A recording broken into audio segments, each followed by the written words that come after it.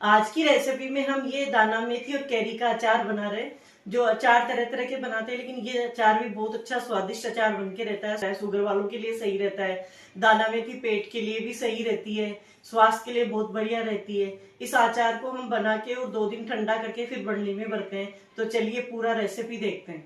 Hello friends, मैं रसोई से भाई सुनीता शर्मा। तो चलिए आज की रेसिपी शुरू करते हैं। आज की रेसिपी में ये मैं कैरी और दाना मेथी का अचार बना रही हूँ। तो कैरी ये मैंने ले ली है, इनको धो के और सुखा के ले लिया है। और दाना मेथी के साथ में 2 दिन के लिए भिगो के रख दी है। ये दाना मेथी और कैरी को 2 दिन के लिए भिगो के रख दिया था।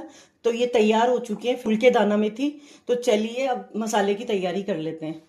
ये बिल्कुल तैयार है अचार डालने के लिए। केवल मसाला, ये पैन चढ़ा दिया है और अब इसमें चलिए मसाले डाल लेते हैं। मसालों को हल्का हल्का सेकेंगे।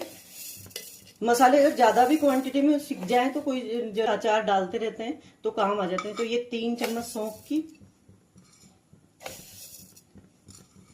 आप क्या क्या मसाले डालते हो, कौन कौन से डालते हो अचार में और किस किस अचार डालते हो? मैं ये दाना मेथी और कैरी का भी डालती हूँ।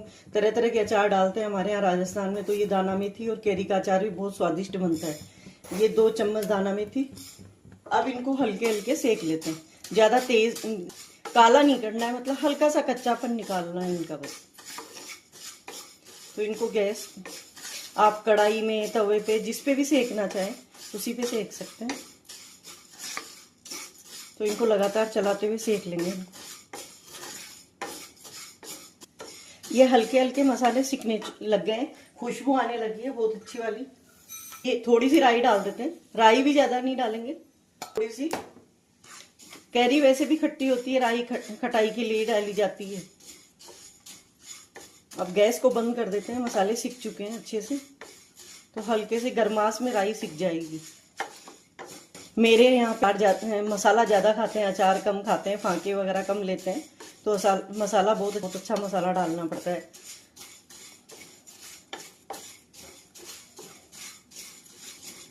अब ये मसाला सिक चुका है, गैस बंद कर दिए। चलिए निकाल लेते हैं और इसको ठंडा कर लेते हैं। तो चलिए मिलते हैं ठंडे होने के बाद में मसाले को। ये गरम मसालों में आधी चम्मच हींग की डाल देते हैं और इसको भी इसी में मिक्स कर देते हैं। तो ये हल्का सा इसके साथ में, इनके साथ सिक जाएगा। ये ज्यादा सीखने की जरूरत नहीं है। अगर ज्यादा सेकेंगे तो हींग की खुशबू निकल जाएगी। तो ये गरम मसालों के साथ ही मिलके तैयार हो जाएगा। जितनी देर मसाला ठंडा हो रहा है उतनी देर ये सरसों का तेल है, उसको गरम कर लेते हैं। गरम तेल नहीं डालते हैं अचार में, इसलिए ठंडा करके डालेंगे तो अचार मसाला तैयार होगा उतनी देर में तेल गरम होके ठंडा हो जाएगा। मेरे यहाँ पे मैं सरसों के तेल में ही अचार डालती हूँ। मीठे तेल में भी डाल सकते हैं आप, सरसों के तेल में भी डाल सकते हैं, लेकिन हम ही खाना पसंद करते हैं अचार को। अचार कोई सा भी अचार हो, सब सरसों के तेल में ही डालते हैं हम। ये मसाला ठंडा हो चुका है और इसको पीस लेते हैं। ये मसाला पीस के तैयार हो गया है और अब पीली सरसों को भी पीस लेते हैं। पीली सरसों से स्वाद अच्छा आता है अचार में और मसाले की क्वांटिटी बढ़ जाती है। तो ये पीली सरसों ले लेते हैं। लगभग 1 बड़ा चम्मच जो सब्जी में काम लेते हैं वो वाला लिया है मैंने पीली सरसों का, और इसको पीस लेते हैं। ये पीली सरसों को ऐसे पीसेंगे, इसको बिल्कुल दाल बनानी है, बारीक नहीं करना है इसको। तो चलिए कैरी में एक बार मसाला मिला लेते हैं। जितनी देर तेल भी गर्म हो रहा है और ठंडा हो जाएगा। फिर मेरे यहाँ बहुत अच्छा चटपटा मसाला खाते हैं, तो ये 3 चम्मच भर के ये मसाला डाल देती हूँ। ये पिसी हुई सरसों पीली वाली, इससे भी बहुत अच्छा टेस्ट आता है, फ्लेवर बढ़ जाता है अचार का और मसाला भी बढ़ जाता है। ये लाल मिर्च,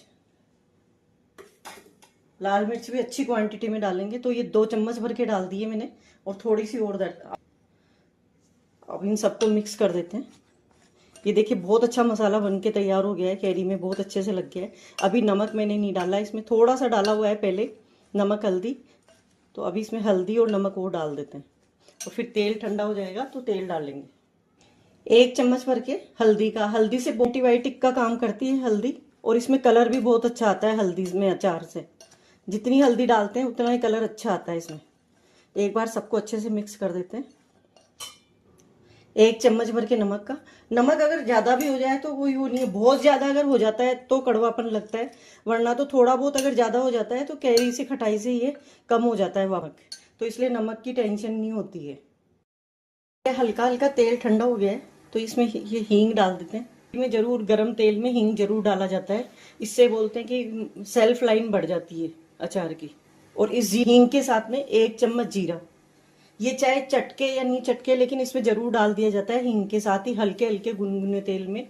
तो ये अब बिल्कुल ठंडा कर लेते हैं इस तेल को और फिर मिलते हैं। ठंडा हो गया है तो इसमें अचार में डाल देते हैं इसको। ये